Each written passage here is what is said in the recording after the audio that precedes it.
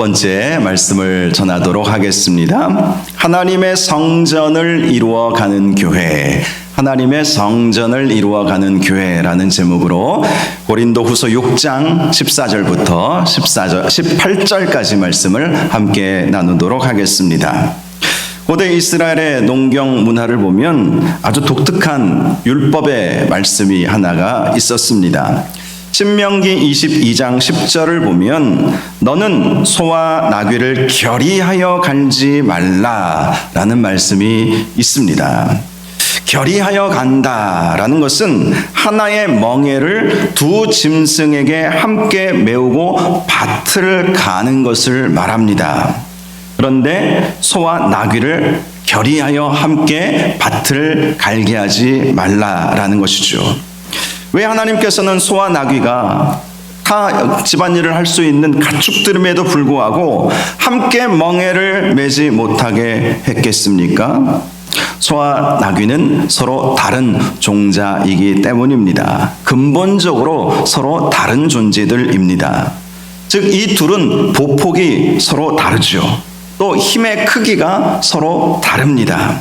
결국 소와 나귀는 걸을 때에 속도가 완전히 달라서 둘을 함께 한 결의에 묶어놓고 한 멍에를 매게 하고 밭을 갈다 보면 이 밭이 제대로 갈리지 않는 것이지요. 힘이 센 소는 소대로 답답해서 고통스러울 것입니다. 이게 좀 따라와야 되는데 이게 안 따라오는 거예요. 나귀는 소보다 힘이 약할 수밖에 없으니까 소가 끄는 대로 막 질질 끌려다닐 것입니다. 그러니 힘이 약한 나귀는 나귀대로 소의 속도를 따라가느라 어려울 수밖에 없는 것입니다. 결국 밭은 제대로 갈아지지 않고 두 짐승 모두 병들어 망가지게 되기 때문에 하나님께서는 이러한 짐승들의 고통을 막기 위해서 농사의 순리를 위해 세심한 규례를 주셨던 것이죠. 그래서 소와 나귀를 결의하여 갈지 말게 하라, 이렇게 명령하여 주셨던 것입니다.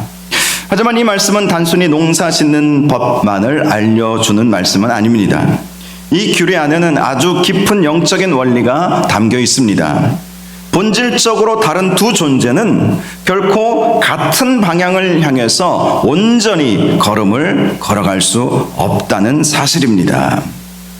오늘 본문의 배경이 되는 고린도라는 도시는 당시 로마 제국에서 가장 번화하고 상업이 발달한 항구 도시였습니다.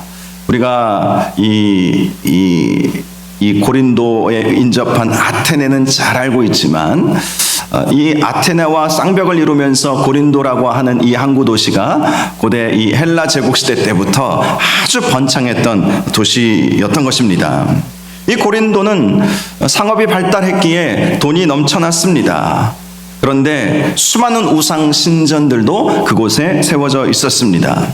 사람들은 쾌락을 쫓아 살았고 음란함이 도시 전체를 뒤덮고 있었습니다. 우리는 그 사실을 고린도서 전서 말씀을 통해서 우리가 전에 확인해 본 적이 있었죠.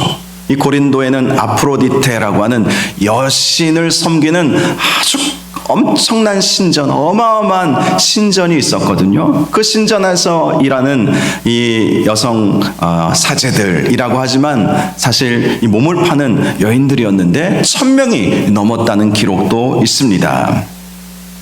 이렇게 고린도 사람들은 이 쾌락을 쫓아서 살았고 음란함이 도시 전체를 덮고 있었던 것입니다. 고린도 교회 성도들은 바로 그런 세상의 한복판에 살고 있었던 것입니다. 그들은 세상 사람들과 섞여서 장사를 해야 했고 또 그들과 벗하며 살아가야만 했습니다.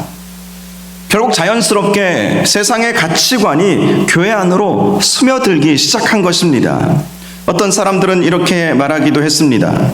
우리가 세상에서 성공하고 돈을 많이 벌려면 세상 사람들과 똑같이 행동하고 우상의 신전의 축제에도 참여해야 하지 않겠는가, 이렇게 말하는 사람들이 있었다는 것입니다.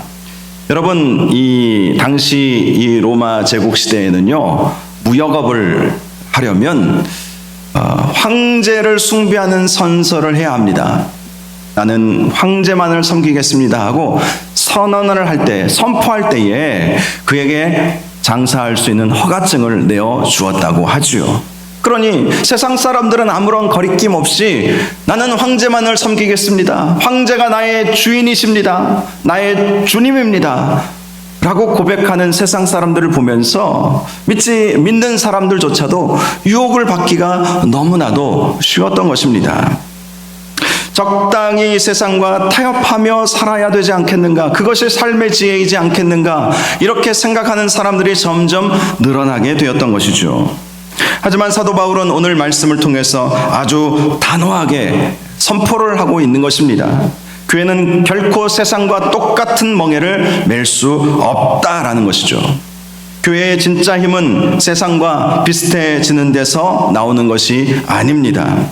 교회의 힘은 세상과 철저히 다를 때에, 구별될 때에, 거룩하게 될 때에 나타나게 되는 것이죠. 오늘 본문을 통해서 바로 그 사실을 함께 나누며 은혜 받는 시간을 가질 수 있기를 바랍니다. 오늘 본문 14절을 보면 너희는 믿지 않는 자와 멍에를 함께 매지 말라. 의와 불법이 어찌 함께하며 빛과 어둠이 어찌 사귀며 라고 말씀을 하고 있지요. 멍에를 함께 맨다는 것은 단순히 불신자와 밥을 먹거나 대화를 나누거나 서로 친구처럼 지내지 말라 이런 의미는 아니죠. 우리는 세상 속에서 당연히 살아갈 수밖에 없습니다. 믿지 않는다고 해서 그들을 외면하고 그들과 담을 쌓고 그렇게 살아갈 수는 없죠. 우리는 오히려 더 적극적으로 이웃에게 다가가서 그들에게 복음을 전하고 그들을 섬기면서 살아가야 할 책임과 의무가 우리에게 있습니다. 바울이 금지하고 있는 것은 바로 가치관의 동맹이라고 하는 것입니다. 가치관을 함께 하지 말라라는 것이죠. 가치관, 생각, 그 사상, 그들의 가치관, 그것을 함께 하지 말라는 것입니다. 인생의 목적과 방향을 결정하는 아주 결정적인 관계 속에서 불신자와 영적인 결합을 해서는 안 된다. 단호하게 선을 그어야 한다라는 것입니다. 바운더리라고 하는 책이 있어요. 그 책의 한국어 번역 제목이 이것입니다. 노라고 말할 줄 아는 그리스도인이라는 제목으로 원서의 제목은 바운더리를 친다 이런 말을 많이 들어보셨죠?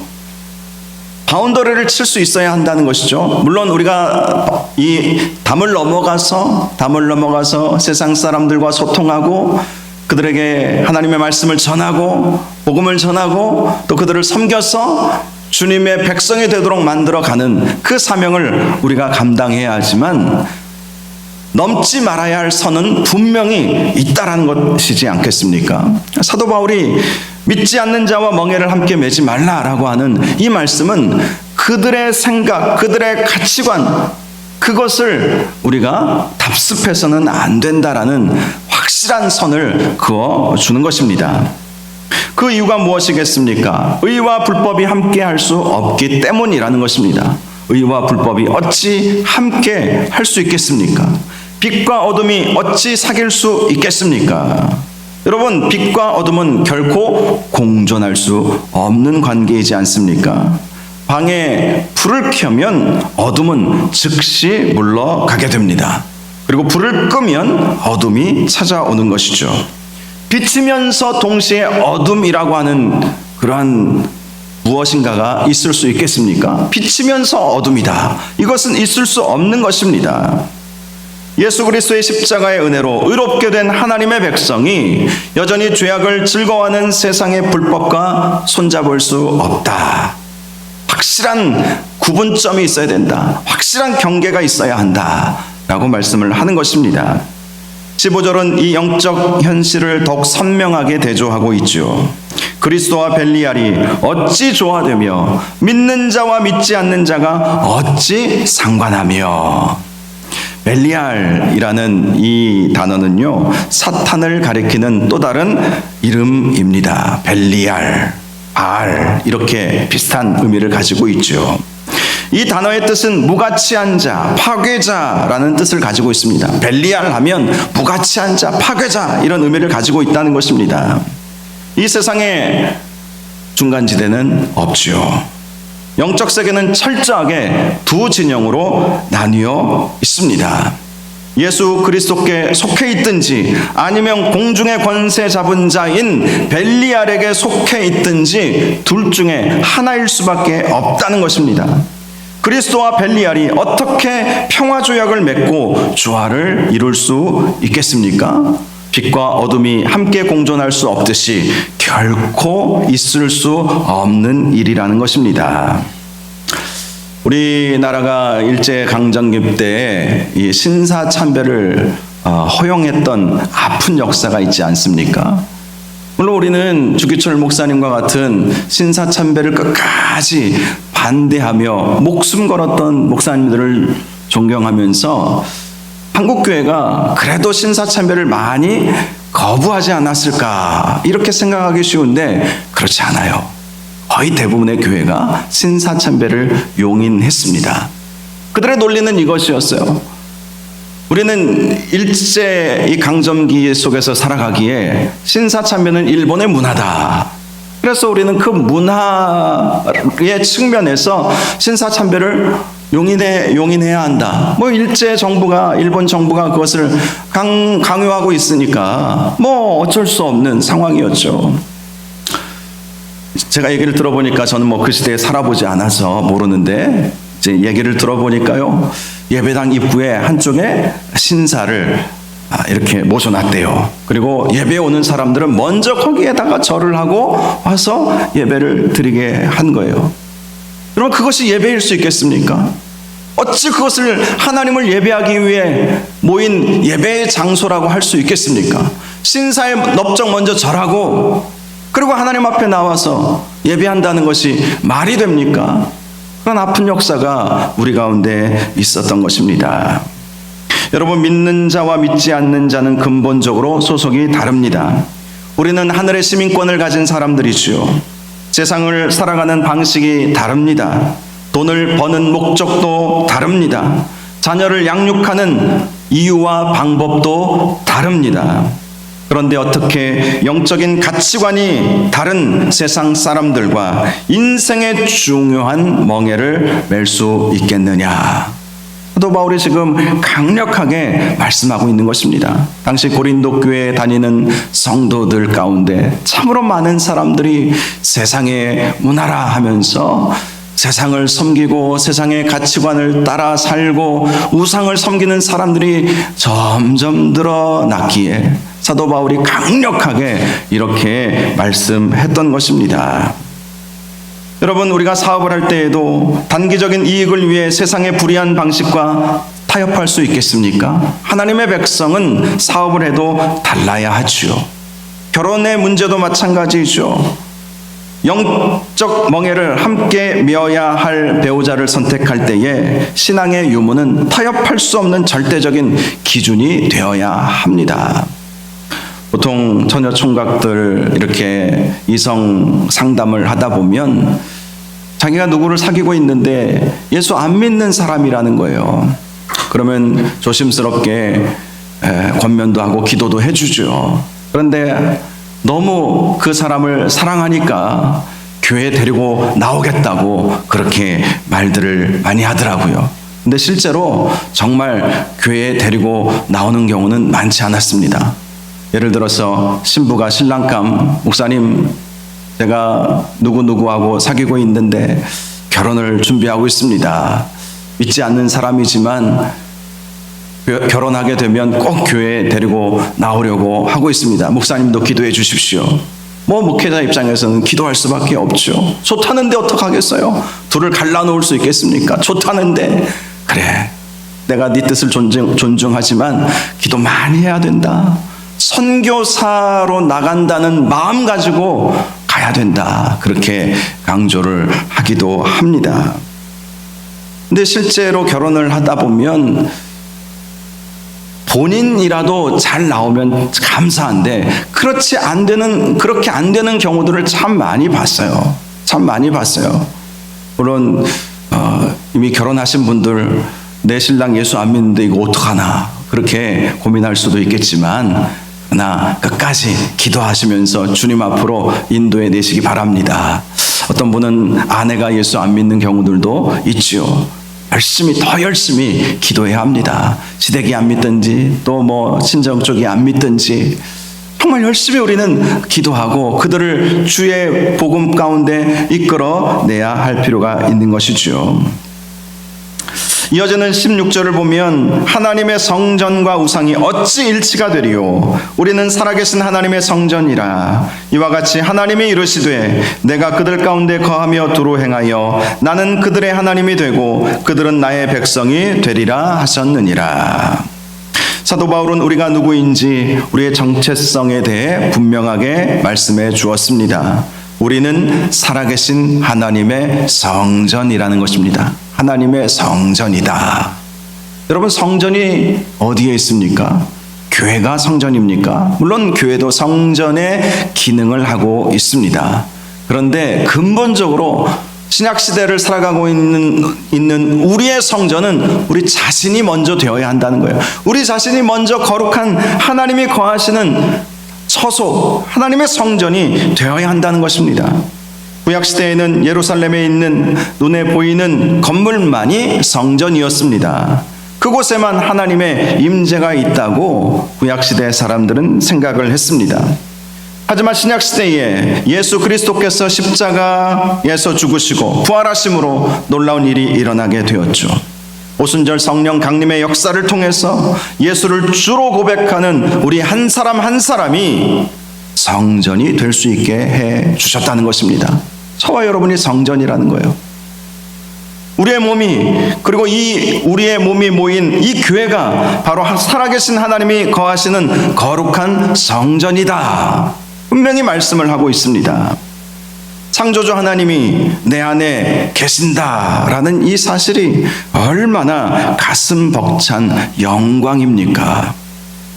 그렇다면 논리는 아주 단순해지죠. 하나님의 성전 안에 어떻게 더러운 우상을 함께 세워둘 수 있겠습니까? 그것은 망하는 길로 가는 것입니다. 망하는 길이에요. 망하는 길.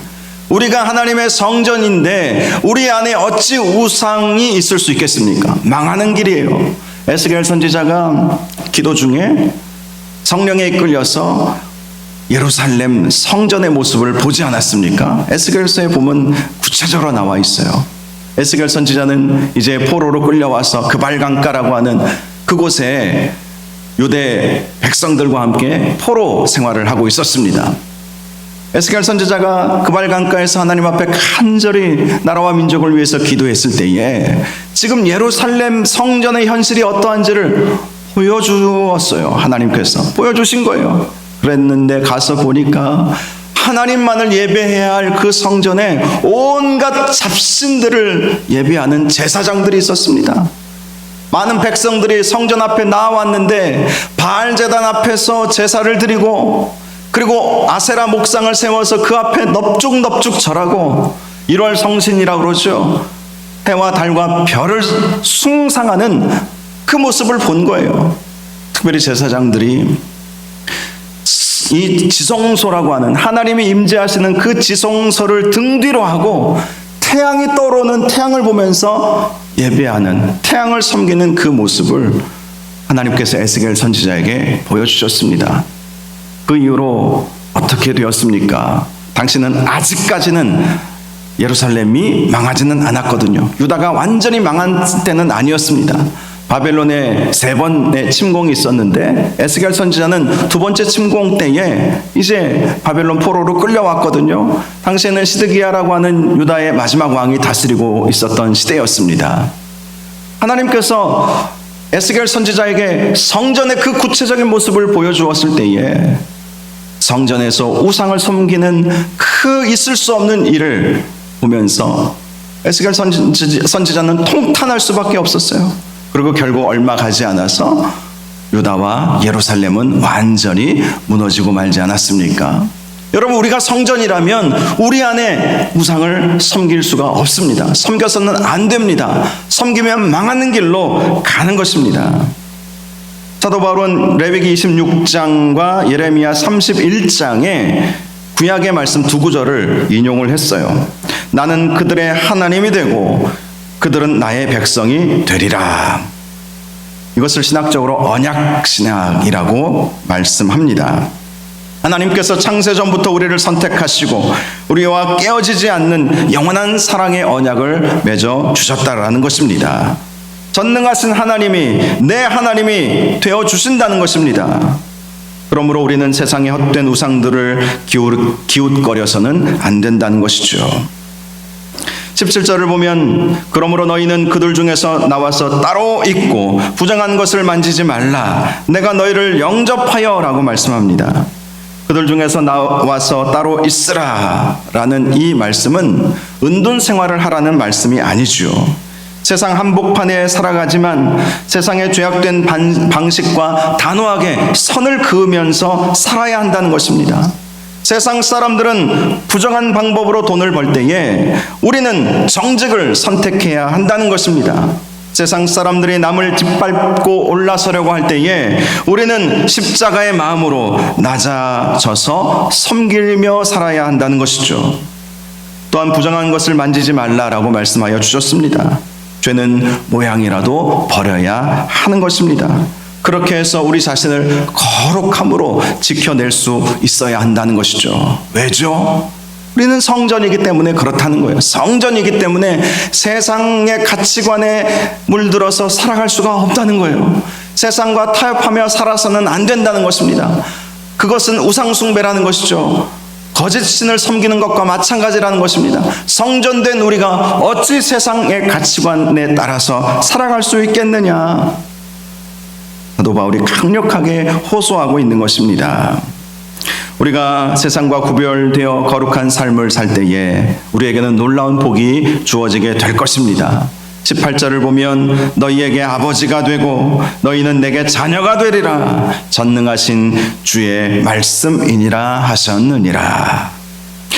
우리가 세상의 즐거움을 포기하고 세상과 타협하지 않으면 당장 손해볼 것처럼 생각될지도 모르겠습니다. 하지만 주님께서 약속해 주셨습니다.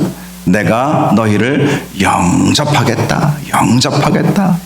환영해 주겠다는 것이죠. 대접해 주겠다는 거예요. 우리 주님께서. 온 우주의 창조주의 전능자이신 내가 너희의 아버지가 되어 주겠다라는 약속을 해 주신 것입니다. 왜 이렇게까지 하나님께서 약속하셨을까요? 물론 이것이 하나님의 본 마음이기도 하지만 그만큼 성전된 우리가 성전의 거룩함을 유지하며 살지 못하기 때문에 우리 하나님께서 이러한 놀라운 약속까지 해주시면서 성전된 우리의 이 거룩함을 유지하도록 우리 주님께서 말씀하여 주셨던 것입니다. 깊은 바닷속을 잠수해서 움직이는 잠항한다고 그러죠. 잠수함이라고 하는 배가 있죠. 잠수함은 물 위를 떠다니는 배가 아닙니다. 캄캄하고 수압이 엄청난 깊은 바닷속으로 들어가는 배, 그것이 잠수함이죠. 잠수함 주변은 온통 물뿐입니다. 하지만 잠수함 안에는 물이 들어와서는 안 되죠. 물이 들어오면 큰일 나잖아요. 두꺼운 철판과 2중 3중의 해치로 바닷물이 들어오는 것을 철저히 막아내야 잠수함이죠. 잠수함의 생명은 물속에 있으면서도 물과 철저히 분리되는 데 있지 않습니까? 물속에 있지만 물과는 완전히 철저히 분리된 존재가 바로 이 잠수함이고, 그럴 때에 잠수함은 제 기능을 발휘할 수가 있습니다. 아무리 최첨단 무기를 장착한 잠수함이라 할지라도 요즘 핵 추진 잠수함, 이 핵 연료를 통해서 이렇게 연료를 공급받지 않아도 몇 달을 이렇게 잠수할 수 있는 그 잠수함 개발에 대한 논의들이 있지 않습니까? 아무리 그렇게 핵 추진 잠수함을 가져도 철판에 금이 가서 물이 스며들면 결국 바다의 압력을 이기지 못하고 잠수함은 깨져버리는 거예요. 무너져 버리는 것입니다.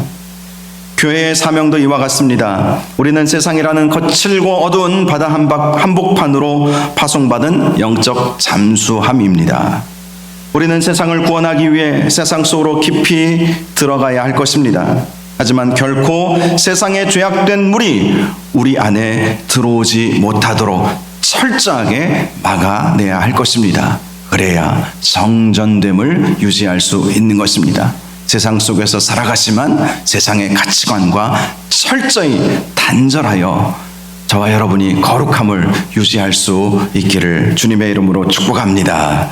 말씀을 마치겠습니다. 세상의 가치관, 세속적인 방법, 인본주의적 생각들이 교회 안에 들어오지 못하도록 우리는 말씀과 기도로 철저히 막아내야 할 것입니다. 오직 성령의 거룩한 공기만으로 가득 채워야 할 것입니다.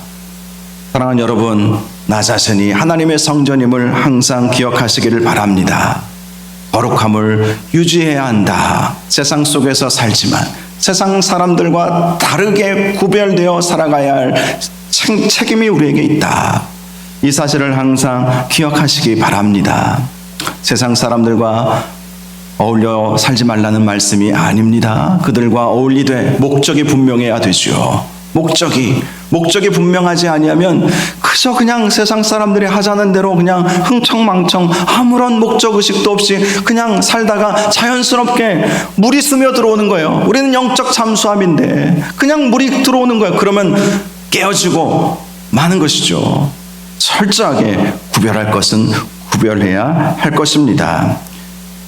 저와 여러분이 하나님의 성전이라는 사실을 꼭 기억하시고 하나님의 성전 되어가는 교회를 꼭 만들어 가시기를 주님의 이름으로 축복합니다. 하나님의 은혜가 넘치는 저와 여러분들 되시기를 주님의 이름으로 축원합니다. 기도하겠습니다.